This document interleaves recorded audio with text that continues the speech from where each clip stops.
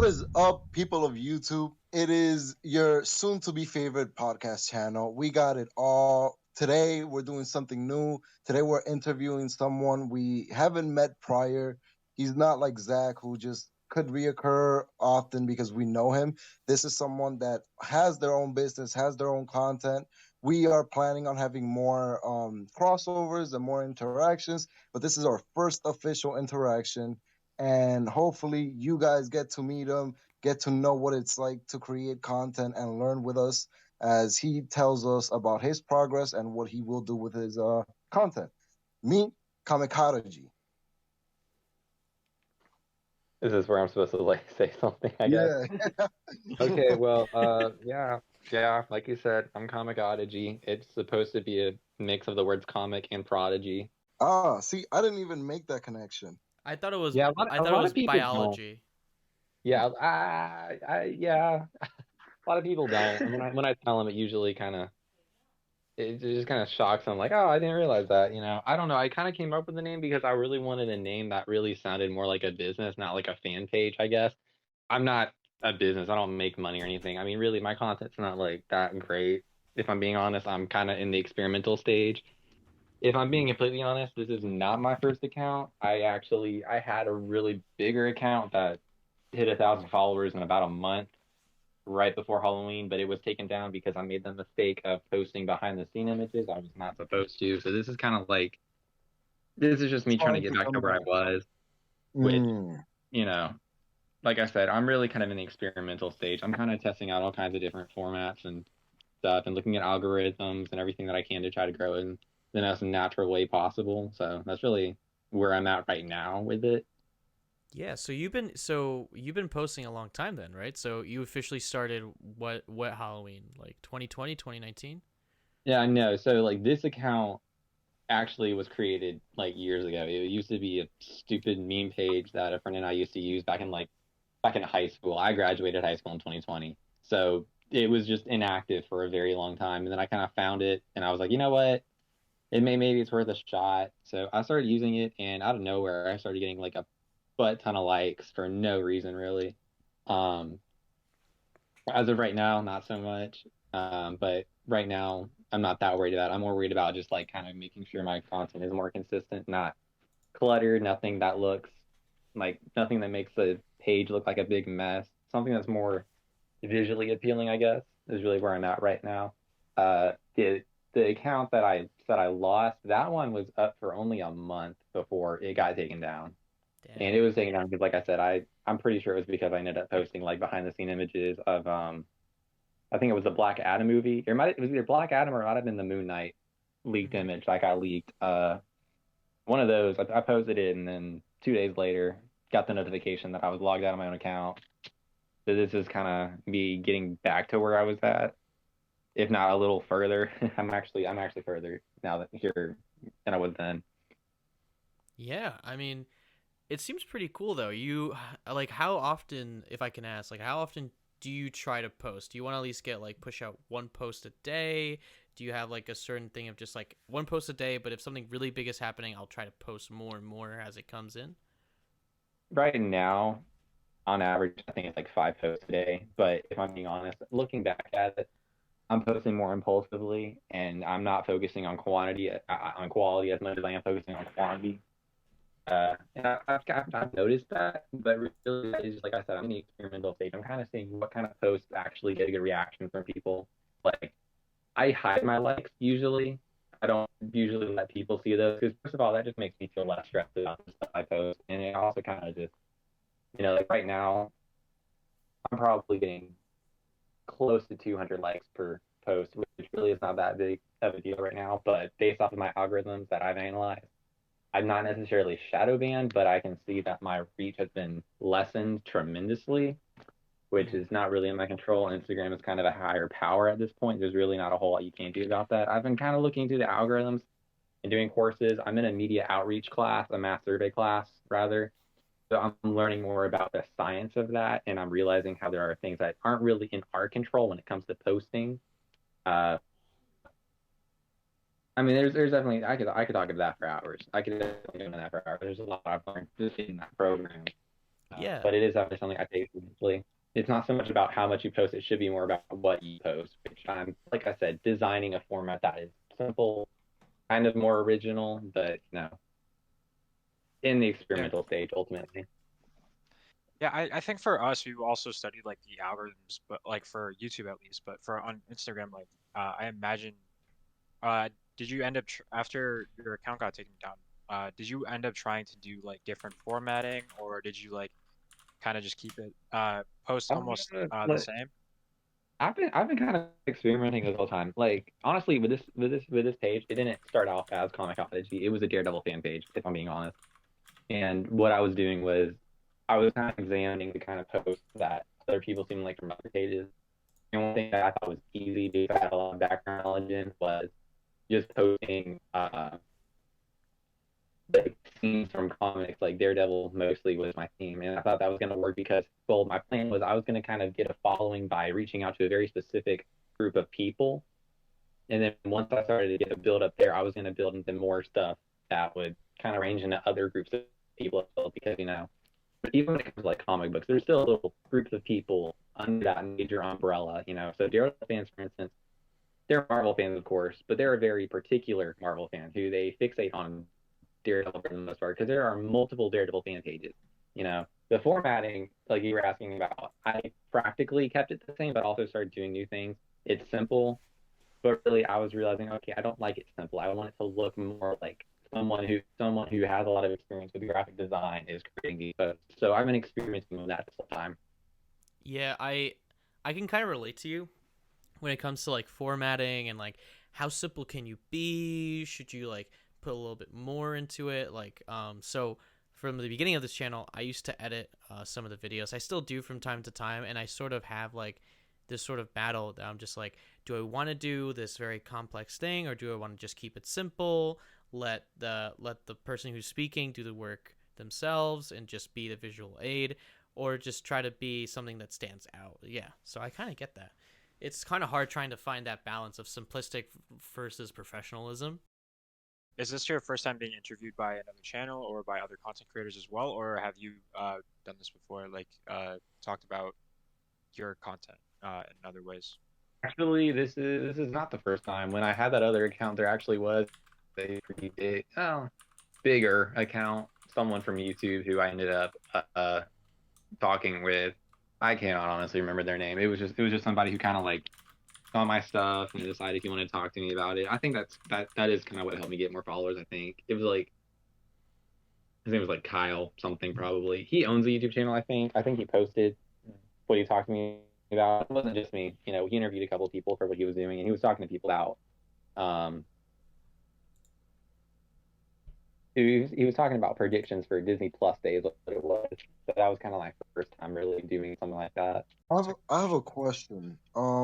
So with this whole community, again, you said that at first you were targeting mainly Daredevil fans, especially the comic book ones, because those are usually the most loyal ones. When you have a very specific group, it is easier to have them always follow you because that's what they want. They'll Yeah. they'll feed on forever. But how about now? Now that you're doing wider range of media, and right now you're seeing what you're trying to grab, what are you gravitating towards? My goal is to be multi fandom. Like I don't want to just be Marvel, DC, Star Wars. I want it to be like a very big range of stuff, and that being for the primary reason of that widens my audience, that widens the interest of what I post. But that makes it so much more difficult because like right now we don't really get major announcements about stuff all the time, and a lot of times like there's big stuff that gets announced. But the thing is like I'm a little fish in like a really big pond. There's those big accounts like IGN that everybody fixates towards. Like the other day when they announced that Sony bought Bungie, I made a post about that, and it really didn't work out for me. I really didn't get a lot of likes. I didn't really get a lot of ranks for that. That's a really big story right there. So like my end game at this point is to be multi fandom, to reach all kinds of topics, and to be more diverse, I guess you could say. But that is kind of a problem because, like I was talking about earlier when we were talking in the group chat, there's a lot of stories that they're only big stories because they get posted by big accounts. So really, kind of finding that balance between, okay, this is what I'm going to post and this is my content that I created. And then there's going to be those stories that I post because, well, they might not be interesting to me, but they're going to be interesting to people, and that's going to draw more people into my page, basically. I like that. And the thing is, we're trying to build ourselves sort of a community. We're trying to have other content creators and ourselves just connect and be able to speak freely on our thoughts and opinions. And obviously, if you need any sort of additional minds on a certain topic or post, we could give you our perspective, and that way you could understand a certain topic more. Like the Bungie stuff. Considering that Bungie created Halo, which is Microsoft's bread and butter, Sony owning that, it's almost like taking your opponent's favorite weapon and being able to use that against them. That was, for me at least, that was crazy news when I heard about it. Oh yeah. Yeah, I mean, So no, go ahead. So we'll definitely we'll love to have some sort of community where we could communicate with each other and just be able to give each other news and each other's perspective. That's a way we could all grow and learn from each other. We are planning on having more interviews, meeting more people. Hopefully, you could join us for more podcasts in the future, and just see each other grow. I think that's the best thing we could do. No, yeah, and I mean just to go off of that, like I said, like my content, my posts are really just simple. There's nothing like major about them. But what I was doing as a tactic to like commune more was doing collaboration by like I do top 10 lists. I haven't done any in a while. But even when I would do top 10 lists, I would occasionally reach out to other accounts and be like, hey, how about you create a list? I'll make the post. You come up with the theme of the list. You come up with your ranking of the list, and I'll post it, tag you, and we'll say we created it together.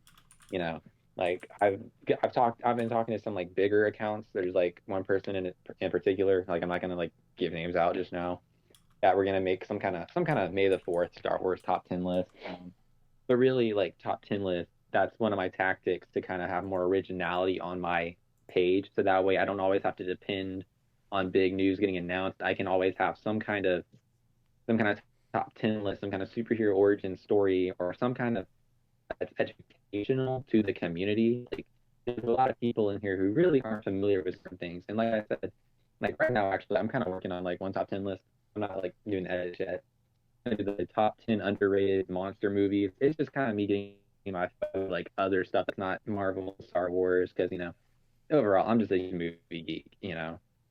That kind of stuff is something like I would use as advice, because what you're doing is you're kind of putting out like your own interest, your own ideas about things by doing that. That way you're kind of breaking away from the mold of, okay, I'm just going to post all the big news other people are posting, because that makes you look more like a leech, in my opinion. And that's probably a really harsh thing to say to some people who really are trying to make it by being like a, comic news page or anything like that. But really it's all about having the more originality. And like I said, like I was saying a minute ago, doing the top 10 list as a collaboration, you know, that's kind of me showing like I'm not doing this for me. I'm doing this as like this is my way to connect to other people in this community that have interests that I do, basically. I think that's wonderful. I love how you actually try to unite the community. Let's be honest, nowadays a lot of people tend to be more secluded and isolated, and for some reason after certain people reach a certain amount of following, they just think they're the hottest thing on the block, so they wouldn't talk to any other content creators. So it's hard to associate with others even though you're not trying to do it for yourself. So I love what you're doing. Definitely we should collab on any other top 10 in the future if you're willing to do another one. We would love to be part of it, and we'd love to have you for our content. Oh yeah, absolutely. Yeah, I mean, so getting into things I think a little bit more, not like super personal, but like I guess personal preferences when it comes to like your fandom of choice. What is like the one fandom that you've like constantly grew up with, whether it be Star Wars, It's always DC? it's been Marvel. It has always been Marvel. I'm gonna tell you, like I can remember exactly when I really just my mind. I just know exactly when my switch. Like I want to get into being a Marvel fan. It was so funny. It was in fifth grade. I was homesick one day, and I was just watching Netflix, and I started rewatching Avengers: Earth Mightiest Heroes. And when like at the beginning of that series, like each episode is about a different character, and that's when I just realized like, oh my gosh, there's like all these characters, like all these different stories. I want to learn more. And like before I do that, I became so hooked on things because there's so much world building. There is so much to all of that. Like I'm gonna tell you, I mean, overall, I think what really drew me to Marvel was just like how massive that universe was. And for a while, I really didn't want anything to do with DC. I was just a kid. I, I chose my side. I didn't really start to become a major DC fan until like probably seventh grade. When I really started reading more of their comics. When I got older, I started actually reading comics instead of just like, trying to watch the cartoon series and all that. But Marvel's definitely been like the foundation of me being a nerd, basically. That's so sweet. That's actually really cool. I mean, it's interesting contrasting from what I grew up with because my definition, I guess, of superheroes were like the campy versions of things because I grew up with like Cartoon Network shows and like old like Hanna-Barbera cartoons. So that was like sort of my representation of like what like comic slash like cartoon characters were. And seeing that like compared to like you're saying like you started reading comics like around like the seventh grade, maybe even younger, right? No, it was like I really got into comics probably like in sixth grade, Yeah. probably, and then I started reading more DC and more like other party comics like in seventh grade. I'm gonna tell you the truth. Like I was a very like sheltered kid. I remember like reading some of those comics, and they were like the little kid comics. So I remember like I started reading more like the more adult comics. It was like which one was it? Uh, it was one of the Punisher comics. I can't remember which one. I just remember being kind of traumatized at first because I was like, holy crap, that guy just died. You know, so and that's when I started really kind of realizing that there was a lot more maturity to Marvel. There was a lot more like real world themes to it, and that drew me into it even more because there's all this like real world content. I specifically remember like reading that particular comic, and the whole premise was he like Punisher was targeting a human trafficking ring. And that was scary to me as a kid, but that also intrigued me even more because I realized like, holy crap, these characters can actually tackle real world topics and represent real world issues in ways that and make it even more relatable in ways that other people just can't when they just talk to you. It was, that kind of opened my eyes to like what heroes really can be, not just heroes, but what fictional characters in general can really be. They can represent so many realistic ideas and realistic complications and things that, it really deserves to be represented even more. Talking about the Marvel world and obviously how different it is from comics, what do you think about the shows currently or the movies? Do you like them? Do you feel like they are, as you said, actually tackling real life scenarios or real world problems? In a lot of ways they are. I mean, there. If I were told to choose side between like the Disney Plus shows and like the Netflix shows, I would choose Netflix like in a heartbeat. But what I will say is that the Disney Plus series, they each have their own theme right now. In the Falcon and the Winter Soldier, it brought a lot of social justice issues into play. And that's been a very big subject these past couple of years. WandaVision, for instance, that really represented mental trauma and how you can recover from that and how that can take over your life sometimes. Falcon and the Winter Soldier. No, Hawkeye. My bad. Hawkeye, personally, I don't think that really had any huge themes other than it kind of represented the real issue of organized crimes in America. You know, so a lot of them are representing problems. Now, I will say, like the Disney Plus series, what they don't do so well is they aren't as personal. They aren't as in your face about these issues like Daredevil was. Even like some of the more underrated series, Cloak and Dagger, that had the season two that got that ended the series.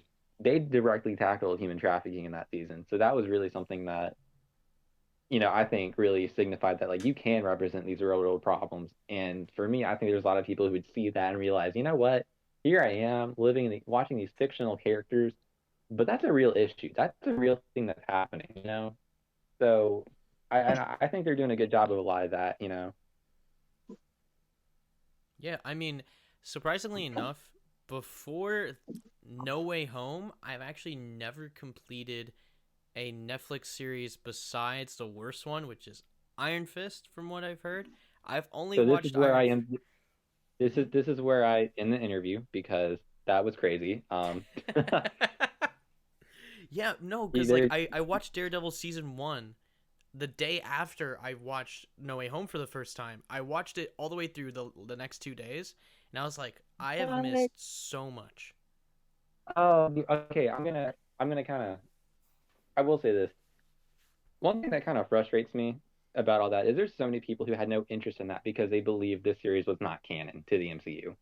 All right, you know, I mean, and you got Vincent D'Onofrio, like the Kingpin. He's dying on the hill right now, trying to say these shows are canon. This is now canon, and people are still like, no, it can't be. So I will say, I mean, I mean, what we just saw like it became in the Netflix's top 10 trending again after No Way Home. I'm pretty sure it became number one, like literally like the weekend after. It It, literally became yeah, number one. it was something like that, and it was satisfying, but at the same time, it was frustrating because I'm like, oh my gosh, you people are doing this because like you just saw it in the most recent Spider-Man movie when that character has been there this whole time, and you have not, you know, I mean, it is satisfying, but at the same time, I'm just gonna say there are some people who, in my opinion, fixate so much on the MCU that they don't really focus on a lot of the other Marvel stuff. You know, that's just what I had to say. That's kind of my vent for the day. You know. There you go. I mean, when it comes to like you said, the actor for Kingpin, he says that like the shows are now canon, but like most of it, if you're talking about Daredevil alone, a lot of the show, if not like certain parts of it, are canon. You know, Yeah, maybe yeah, not like the yeah, Defender exactly. series is probably not going to be canon. I know that for sure. They're definitely going to replace Iron Fist because I goddamn. mean, no, I think what's gonna happen is like I think there's a chance like he probably will be recast. I mean, to say that it's not canon, the way I see that is more of kind of like the Suicide Squad, where it's not a reboot, it's more of a relaunch. It's like they kind of nod towards the original movie kind of happening. I mean, even in the Birds of Prey movie, you heard Harley Quinn say that she saved the world one time, you know. So I kind of think what's going to happen. They probably are going to recast, or maybe what they'll end up doing is they'll just bring in the Orson Randall version of Iron Fist, and you know, kind of find a way to replace Danny later on, to where it is still canon, but they're going to kind of only nod at it in a lot of ways. I mean, like right now, I just saw this rumor going around that in the Echo show, you're gonna not only see Daredevil return, you're gonna see Jessica Jones as well, and potentially the other Defenders. Now, whether or not that's actually gonna happen, I don't know. If it happens, I'm gonna honestly be sobbing to see that on screen in the Yeah, MCU. I actually heard Because that same canon, rumor too. I've heard yeah. that like Now, Daredevil and Kingpin will play a major role in the Echo series, which is great. oh yeah, I'm gonna be crying about that. I'm gonna totally be sobbing. I'm not gonna be okay with that when that happens. You know. I mean, ultimately, the thing is like canon and connected don't necessarily mean the same thing, you know, because since I guess we kind of went on a rabbit hole talking about like all that, you know, like Agents of Shield, for instance. If you ask me, it's connected, but if you also ask me, Not it's canon. not it's not completely canon either. You know what I mean? It's like I feel like it's hard to explain. Well, in the Agents of Shield show, they actually like they technically can't. They say they're canon, but only Agents of Shield says it. Like only they say it's canon, but it's like it's not referenced in any of the MCU movies or anything like that. Like they often reference in Agents of Shield like every time an event happened that shocked the world, like when Peggy Carter died. Yeah, Like they did that. Like they mentioned Thanos at the end of season 6, I believe, and like I completely agree with you. Like they say it's like it. You can't really call it canon because like it's not referenced to the MCU, but like it's definitely connected because like it branched off completely no, from that, and they yeah, kind of yeah. take I mean, ideas of it. It's always that one-sided affair, you know? It's like every relationship I had, I always put my part into it, and the other side just leaves me, you know? uh, oh dang, that got dark. I mean, anyways, I guess I think what Marvel Studios likes to do, and I think they're gonna do this with the Netflix shows, is that they're gonna like cherry pick what they want to be canon from like Agents of Shield, and if it's ever gonna be useful in an MCU movie, or if they ever feel like, hey, we can just chuck this in here, then they'll just put it in there. But I'm pretty sure like Agents of Shield, for the most part, is like its own isolated thing that you can call it canon, you can call it not canon. I feel like it's one of those things that's just like it's in your own head canon whether you feel like it is or not. I mean, I'm just gonna point this out. When you say like they think they reference Thanos, I mean, I want Agents of Shield to be canon. Logistically speaking, though, they did their time travel arc where they were in an alternate timeline, and that was because of like the kind of all the behind the scenes drama that was going on. I still think like in that sense. I mean, the thing is like we have a quote about What If, saying that What If is 100% canon, even though that's all in the multiverse. Yeah, I mean you're gonna see that variant version of Doctor Strange in Multiverse of Madness. So if it's in the multiverse and that's canon, then logistically speaking, it is canon. But that just means your definition of canon might not be their definition of canon. Is really what I have to say about that. It is true because they kind of did that for Spider-Man. Like, it's not really in the realm. It's now connected due to the multiverse, and now it's somewhat canon. And it did open a can of worms, and we're going to see in the future how far are they really going to take it. Are they going to take it enough for the Netflix series? Are they going to take it enough where they bring the Fox Studios versions, maybe even the old timers for like the 70s ones, the animated ones? And it really does open a real can of worms for it. Oh yeah, definitely. The thing is, it's like, for example, with the What If, if I don't know if you have, but in the Multiversal Madness trailer, they sort of already showed the Dark Sorcerer Supreme, which technically he first appeared in What If. So it's almost like tying in an official character from What If to the actual MCU universe. I don't know if it's the same Strange. I don't know if it's like Strange Supreme from What If, because like doesn't he get like it looks very like in style, like very similar. Plus, most of What If is like sort of comic book What If events in the MCU. I mean, I don't know. I feel like they shouldn't really touch Strange Supreme because like his story's done. Like his story should have been done the episode it came out. The little Avenger team up, that was nice, but I don't think they should touch that character anymore. He is par for the course, and he has set sail. But nonetheless, Multiverse of Madness is gonna be insane. It's gonna be madness. I'm gonna like probably I'm probably gonna cry during that also. I mean I think like a lot of the rumors. I think at this point, like when you hear a rumor saying that like a certain character is going to appear after No Way Home, you can't say it's not going to happen. Like, you know what I mean? I mean, after all these rumors, of like all these other multiverse characters that are going to appear, I mean, you just know it's going to happen. It's just a matter of like how they come into play and all that. I mean, it is fan service, so I think it's sometimes not as needed, but that doesn't mean I'm not going to lose my crap when I finally see it. You know what I'm saying? Like, yeah, I mean. They might pull the same thing they did with No Way Home, and where it's fan service that's contributing to the story in a meaningful way. Like Toby and Andrew coming back sort of just helps Tom push towards his like final arc in the movie. Which like if they can do that and represent all these characters perfectly, that's great. I don't know how well this is going to be executed. Either way, if I see Hugh Jackman dressed up in the original X-Men costume, I'm going to lose my shit, guys. I seriously will lose my shit. Yes. I mean, honestly, it's like, I mean, yeah, I'm just going to say, yeah, you're right. I mean, oh gosh, I'm trying to hold myself back. I'm trying to have restraint, not just like start going off about how excited I am. But, I mean, that oh gosh, Hey, but we also had Moon Knight before that. Oh my god, we're just so spoiled with Marvel content right now. It is immense.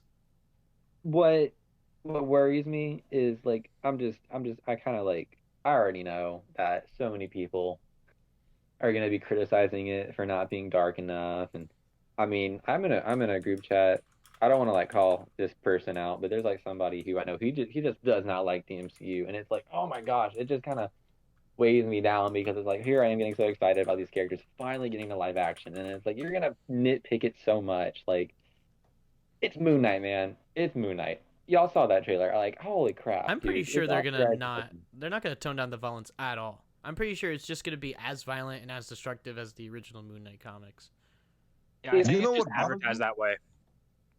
What bothers Oh, me is that a lot of people are gonna try to watch it for the memes that are arose, and they're gonna be expecting those memes to happen. Which maybe with the whole "I am a scientist, a bit of a scientist myself" thing, we might see some jokes, but I feel like a lot of people are gonna be banking on the jokes that are completely fake, and it's gonna probably ruin a little bit on the criticism towards Moon Knight. yeah, okay. I'm just gonna cut in here. So the thing about that goes back to kind of what I was getting at earlier, when it came back. Like, people didn't start caring about Daredevil till after he cameoed in No Way Home. Uh, that just shows, like, there's a lot of people who ride the bandwagon. For instance, that's not that meme where it shows Moon Knight saying random bullshit go. That was never actually said in the comics.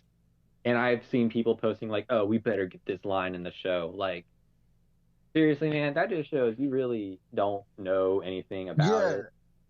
I mean, yeah, and, dude, come on. I found that out like yeah, a year ago.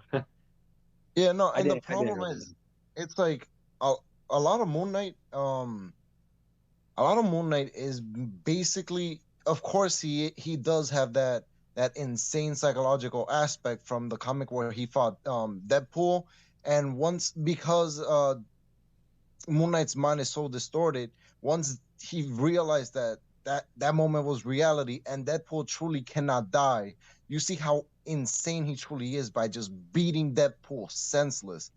But he's not insane to the point where he goes to the Avengers and he's like, Dracula, where the fuck is my money? That's just not him. He's not dumb. He's just insane and distorted. I mean, no, yeah, that's what I'm getting at. Like, I will say, like, a lot of the more recent Moon Knight comics, I'm not as familiar with. I mean, I think there's so much potential for this series, though. I mean, touching into more like the supernatural side. I mean, like, Doctor Strange is magic, but he's more of like the light-hearted magic, more of like the. I mean, it was a relatively dark movie. There were some pretty intense concepts with magic that were introduced in the Doctor Strange movie, but like Werewolf by Midnight, that was where Moon Knight first appeared. So him appearing in this series is very appropriate, especially if we actually get the Werewolf by Midnight series that's kind of rumored, kind of almost confirmed. I feel like that's pretty much confirmed at this point. Not really, but who knows?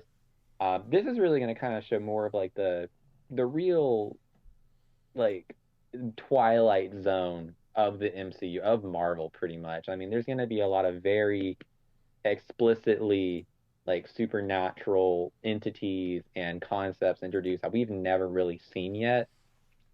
I'm so excited for this. I mean, this is definitely going to be like a Yeah, this very is different awesome. direction. Wait, what? It's awesome. It's awesome. I'm excited to see how much more the MCU is willing to give us from content that not a lot of people know of, but it's really good. I mean, they're No, gonna yeah, have exactly. to, right? Because like now with like a lot of their like big hitters gone or moving out, right? They're gonna have to like either replace them in a new way, in an original way, or give light to lesser known characters like Echo with her Netflix, her Disney Plus show. Now, like, what I will say, we're getting more of that than people even going to realize. Like Namor, for instance, all but confirmed to be in Wakanda forever at this point. And then we've got all these rumors about these other characters in Thunderbolts movie. There's supposedly going to be a Nova movie, which I definitely believe, like, we're going to get those projects at some point. I would You love a know, Nova movie. oh my gosh, I dude, love don't get Nova me so much. started. I feel like No, that would really be like their chance to introduce a Hispanic lead into the MCU. Uh, with Well, it depends if they use Sam Alexander or Richard Rider. Here's what I think they should do. If I were to write a Nova movie, it would be like this. It would be kind of like, it would take them all the way back to Infinity War when Xandar was destroyed. Sam Alexander would not he wouldn't be like the original owner, but his predecessor, like someone from the Nova Corps, would find their way to Earth maybe and give him the helmet and be like, hey, this just happened, or maybe like, I guess like that'd be kind of weird if that were to happen like right at Infinity War and then like everybody like snapped out of existence. But it would be kind of like a Green Lantern scenario and there's a lot of like similarities between like Nova Corps and Green Lantern, of course. But that'd be my ideal way to see a Nova movie happen. It would definitely be like Sam Alexander, a teenager, uh, and he's given that mantle basically, because now that the Nova Corps are pretty much gone at this point, I think that was a pretty bad decision in my opinion, wiping out Xandar like that. But that's the direction I would want to see a Nova movie go. Yeah, I totally agree. I feel like there's only one real direction for like to introduce Sam Alexander, and like it feels like, especially because of the whole time skip between the 5 years, it's like the whole planet of Xandar was kind of destroyed, wasn't it? Or was it just the civilization? Because like if I mean, coming Thor into said like time, Thor said the entire planet was decimated, and originally that was going to be the opening scene, but they cut it out. The opening scene was originally going to be Thanos getting the stone and destroying the planet, but then they thought it would be like a lot smoother to just introduce Thanos the way he was teased in Ragnarok. I feel like Sam Alexander would be the best way. I feel like what they need to do moving forward is introduce more younger characters. Like we're getting Miss Marvel, which yeah, I know there's a lot of controversy on if people are really excited about that or not. Tom Holland, Spider-Man, he's getting older. I mean, he's not like going to be an adult fully, but he is growing up. So kind of introducing some of the younger characters, like I think that's a really smart move in my opinion. Not to be very biased, but being very biased. Uh, I feel like they should start introducing the characters for Marvel Champions comic, which is basic. It basically has some of the people that are already in the MCU, and then it's missing a few more. Like for example, it has Miss Marvel, which will be introduced soon. It has Cyclops, which if they end up canonizing X-Men, considering that MCU now officially has them, and we'll see how the multiverse madness actually connects them, they could use a younger Cyclops and just connect them in there, especially since X-Men had a lot of time travel. There's a character specifically that I would actually like to try to get the role for myself. Power Man, but not the Luke Cage. He's more of a Dominican Power Man who gained the powers from Shades, his father. So it's like a direct connection to Daredevil. It's a character that you could see crossover with Daredevil, but also be part of this new thing of young heroes. And it has Miles Morales, which I'm pretty sure a big part of the Marvel loving community wants Miles Dude, Morales in the I MCU. want him in already. Like, oh, man, I have like this sneaking suspicion that they're going to like slide in Ultimate Spider-Man somehow, and like Miles is just gonna be like, yeah, I'm gonna crash in this universe for like permanently, and I wouldn't be too sad about that. Not gonna lie. They'll probably find a way to introduce him originally, but also talking about Sam Alexander, he's also part of the champions, and it'd be cool to have him tag along with this team of other teenage superheroes who are just trying to figure it out. Now, the one issue is that the Falcon by the last name Torres, the Hispanic one, he is already sort of an adult in the MCU. And Falcon and Winter Soldier, we saw him. I think he's like mid-20s, and so Like he that's he's a good age. yeah, he's part of the champions as a younger person, so it's gonna be kind of weird having like a mid-20-year-old with a bunch of like 17 to 18-year-olds. No, But I I mean guess like you can make it work. you could. I would personally say like age up the other characters a little bit. I mean like 22 is like a better age. I mean it works for some characters like teenagers. Like personally, if we were to finally get the new Warriors, which I've been vouching for a long time, they need to be teenagers. Because personally speaking, like the new Warriors, that a lot of people associate the Young Avengers as like Marvel's Teen Titans, when really it was originally the new Warriors, like the original team, Night Thrasher and Speedball and all them. Uh, Yeah. I mean, like I think what I'm trying to say is like we need new Warriors. I mean, that would work amazing as a Disney Plus series, or like maybe a longer season Hulu series even. You know, I mean, the champions like you're talking about, like that's not something like I'm super in touch with really.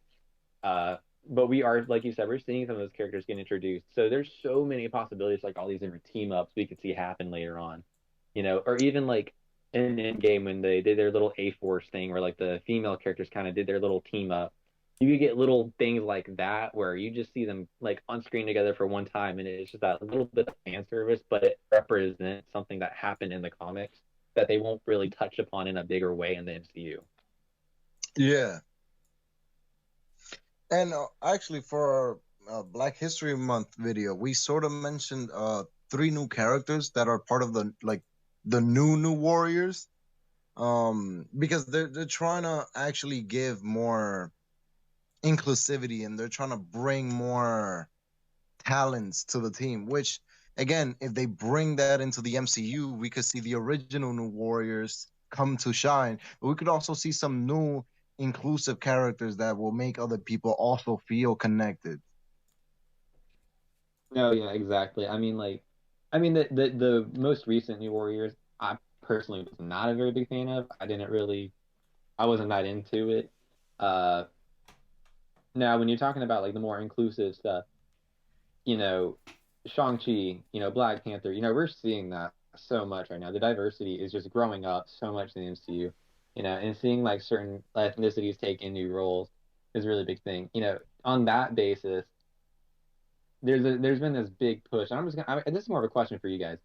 There's this big push of like, okay, when are we going to see more Hispanic characters appear? So, in y'all's opinion, who do you think would be the best step forward for like a Hispanic superhero in Marvel?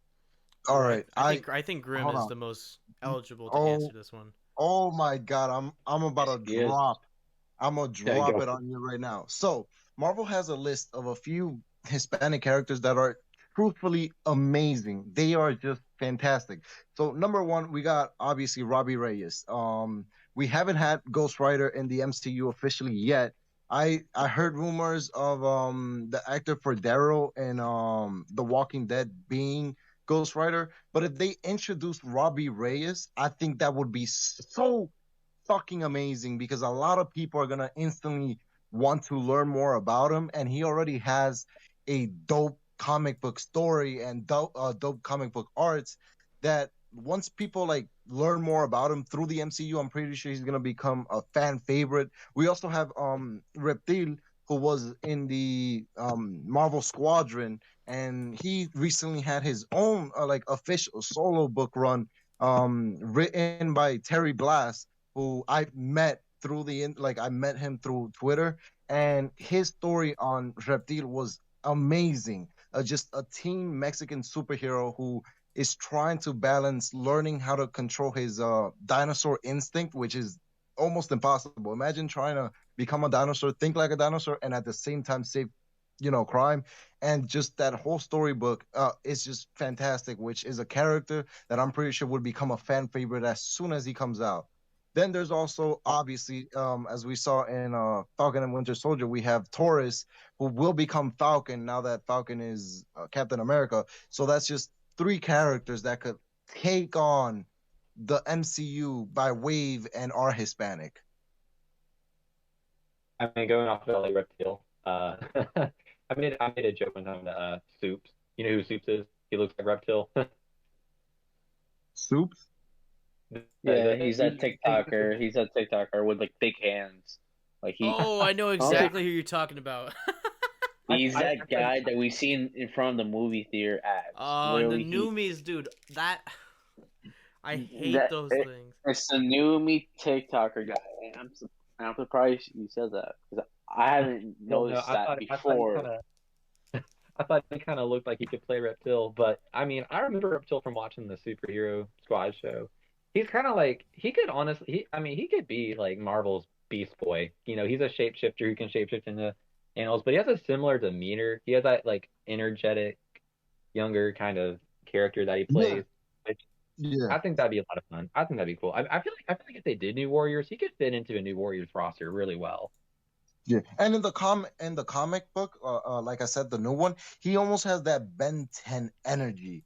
And I know there's a lot of Ben 10 fans out there that would probably, even if they're not, big MCU fans, they could probably love the character more, because he has that whole oh, I'm a teen. I kind of want to do what I want, but at the same time, I know I have to do what's right and responsible, even if it means putting myself to the side.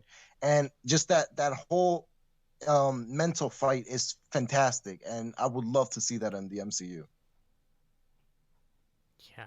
I'm just saying, we need a new Warrior series. I mean, that would work so well. What if we made a Ben 10, but it's Ben 10 in the MCU? Like, This legitimately. dude. No. I want to petition. So I also have something to say. I also support, like, you guys know multiverses, right? I know Grimm knows. Yeah, the game. Yeah. So You gotta the Warner Brothers, bro, they're making the wrong steps every time. Yeah, you got your superheroes. Yeah, you got your Looney Tunes, but you don't have Ben 10 in there. They don't have Samurai Jack either. They don't have Bro, Samurai come on. Jack, dude. Let me stab you. What? What? Hold on. Who's gonna stab who? I'm gonna stab Curly. Yeah. Oh, No, okay, you're that's not. cool. No, That's fine. I don't want it. I'm okay with that. Makes sense. Makes sense. I mean, I'm gonna be honest. So, I mean, talking about that, I feel like those characters will be added. Like right now, the roster of characters we've seen right now, I feel like is most likely just it's just them getting their feet wet with the game. I guess like they're not really. It's not all finished yet. I think isn't it a mobile game? I think it's a mobile game. Multiverse No, is I think it's a on console all game. platforms. Yeah. It's gonna be Yeah. on They're definitely PC, gonna. console. Yeah. They're definitely gonna like add more characters later on. Then. But back to the Hispanic talk. Also, since we're doing petitions, again being biased and not at the same time, another Hispanic character that I am fully in love with is Power Man, Victor Alvarez. And he had his comic book run in Shadowlands with Daredevil, so a lot of Daredevil fans would probably know who he is. And he's OP. He could absorb ki or however you want to pronounce that, but he could absorb it and reuse it, repurpose it to whatever he wants to in forms of actual muscle strength. And it's fucking fantastic. He's amazing. Which I should play as an actor. I think what Grimm is trying to say is that if you need any Hispanic actor around the age of 19 to 24, you have your man already. You're just not looking at him. Soups. Dude, that would be so fucking funny. That would be so funny if, oh my god. Dude, could y'all just imagine like Soups is the new behind-the-scenes Stan reel? Lee of Could every you- Marvel no. movie. Just imagine like the behind the scenes reel, like they're doing the Avengers Assemble yell, and then just out of nowhere you just see Soups have a freaking aneurysm being on set, just like spazzing out. Let's go. He's Oh like my God. foaming at the mouth, like he's foaming at the mouth at all the green screen, He just sees like this giant green screen. Everybody's in a motion capture suit, and he just starts foaming at the mouth because he's having the real MCU experience. He's like, it's not real? He's It's like, all a wait, sham? Ant-Man doesn't. He's like, wait, Ant-Man doesn't actually shrink. I was gonna put him in a glass jar. How many fans do you think that, like, I don't know. I feel like when I was a kid, I always thought like the first Iron Man suit was real and then everything else was fake. But I was kind of right. Half of it was real, but like, When I was a kid, I ate a bar of soap, so I'm right there with you. hey man, same here, man. Which bar did you have? Did you have Dove? Did you have Dial? Which one did you get? Dude, I tried all 31 flavors. What do you mean? 31 flavors of what? That's what I'm asking, bro. That's what I'm concerned about. Anyway, that's our podcast for today, guys. Oh, Yeah. There we I'm go. kidding. No, I'm kidding. I was kidding. I was gonna say, I was like, all right, you wanna? All right, man. I was like, yo, you want to end it like that? All right, guys. He Yeah, eats a yeah. bar of soap, guys. I hope you guys enjoy the rest of the episode. Do not. But do before not. you do not leave, eat let's, soap. do we have any other last questions just right before this ends? What comic arc do you want to see adapted into the MCU or DC universe? I've been saying this. We need Craven's Last Hunt. I've been saying this for a while. Yes. I guess Yes. that's Now- I guess that's a little I guess it's kind of cliche, you know. But I mean, other than that, I don't know. Now, That's just the now biggest one that comes to mind every time. we talked a little bit about Craven's Yeah, last we hunt. talked about it on the Spider-Man episode. Yeah, on our Spider-Man episode, and I want to see what do you see is the best way to introduce Craven's last hunt. Okay, so like let's pretend that No Way okay, let's pretend like No Way Home didn't happen the way it happened. Here's the way I would have done it. All right, Craven the Last Hunter would have been a multiversal hunter, right? Feel me? And the way I would have told it would have been like, okay, so Peter tries to like do the spell with Doctor Strange, and that somehow gets the attention of Craven the Hunter, who's been hunting Spider-Man across the Spider-Verse, right? And like while he's doing that, he stumbles upon this Peter Parker who is singled out by the public. Like people know who he is and they're after him. Peter's on the run, which makes it so much easier for Craven the Hunter to take him out, right? So while he's going through the multiverse trying to track down that Peter Parker, you also have the Vulture and Scorpion breaking out of prison because now they know who Peter's identity, you know. So you would have Craven kind of having like his last hunt, but then you also have like the Vulture and Scorpion kind of like doing their own thing to get back at Spider-Man at the same time. And him coming through the multiverse gets the attention of Tobey Maguire's Spider-Man and Andrew's Spider-Man, right? You feel me? There's so much that could have been done with that, in my opinion. I feel like Craven should have been the real villain of No Way Home. Craven was actually supposed to be the original villain of No Way Home. Yeah, And that was such a big mistake not sticking with that. I mean, I feel I like get they it. could do that in Spider-Man 4. I feel like Craven's Last Hunt, no matter what iteration of Spider-Man, needs to be adapted. I mean, I feel like we're gonna get it with Aaron Taylor Johnson and Andrew Garfield at some point. I mean, I don't know if y'all know about My Time to Shine Hello on Twitter. He posts a lot of like leaks and stuff, and he's been really accurate. You know, he posted something about how Andrew Garfield is gonna get everything he wants, and that's all he said, kind of alluding to you know, like we're gonna see more Andrew Garfield, which that's a given. I mean, it's we're bound to see some kind of interaction between Craven and Spider-Man. I think, like in the next 5 years. Yeah. well, make sure you copyright that story before Marvel steals it, because that was a pretty nice story. I don't think you can copyright a story that's already existing, Nova. Making But I appreciate the effort. Making Craven a multiversal hunter. Was he in that comics? Well, I mean, I'm talking about Craven's Last Hunt in specific. No, I meant his interpretation of Craven's Last Hunt. I mean, I think I posted about it already with like my watermark on it. You know, I had like this dope idea for. I had like this dope idea for like how they should like tease the X-Men with Nick Fury, and I posted it with my watermark, so I'm good. You know. All right, perfect. That's all we need to know. Yeah, that's right. Yeah, they can't beat my watermark unless they have like really good Photoshop. Then I mean, then I'm screwed. Well, yeah, I think this is a good place to wrap it up then. Yeah. So Comicodigy, thank you for coming. This was wonderful. I don't know about you guys, but I love the conversation and just getting to hear someone else's perspective, especially since you grew up with Marvel as opposed to me, who grew up with I first started with Hellboy and then I went into DC and then later on I went into Marvel. So seeing someone else who's more connected to Marvel since the beginning, it's amazing.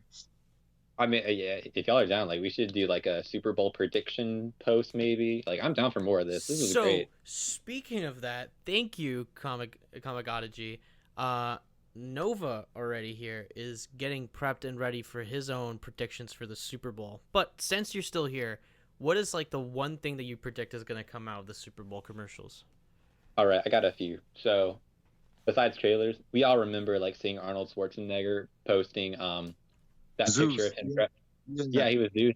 And people were like, oh, is there going to be like some kind of secret Zeus movie? And it said coming in February. I am pretty sure that's for a Super Bowl commercial. Could be. Yeah. I completely forgot that it's in February. Nobody even thought of that. But like trailer wise, I'm pretty sure we're gonna get a Black Adam trailer because Dwayne The Rock Johnson posted something. Moon Knight, probably gonna get something for the Batman, but we've already gotten a lot of stuff for the Batman. We're getting the Nope trailer from Jordan Peele, which I'm excited for. I don't know about y'all. Yep. I've heard about that. I feel like maybe we could get an Obi-Wan trailer. I feel like we're gonna get that maybe. Fingers crossed. Please. I mean, I think what we might see is probably we might get like a Disney Plus thing where they kind of do like a montage of like little clips of things.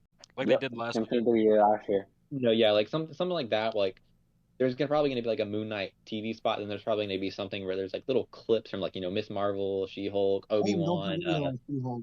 No, yeah, and She-Hulk because we got like a little sneak peek on her, so we might get some more. I think we'll probably get something. I mean, maybe I don't know. We're definitely not gonna get like a full TV spot yet. I feel like it might be a little while till we get She-Hulk because if Obi-Wan comes in May, then She-Hulk's probably gonna come after that in like June possibly. I mean, who knows? Let's hope. Let's make some fingers cross each other so that we could get all of that. Also, I mean, just Marvel has my money already. I can't spend more. They have so much of my money, man. they have me. Like I didn't have money. I had to give them me. It's we're insane. Marvel's little whores. It's become our job description. I basically just I'm property of Disney right now. Like, yeah. I was just gonna make a joke about how they still won't tell me when we're gonna see Daredevil again, but go on. Oh, hopefully soon because Cox said, "Whoa, all right, Mr. Cox." Whoa, man! Grimo. There's a Mr. Charlie Cox before the cock, my good sir. We said have, that we you have a wanted guest. to play Daredevil We have a forever. guest. But Yeah. well, on that note, thank you. It was so much of a pleasure. Please follow him on Instagram. We'll put the link down below. Comicodigy.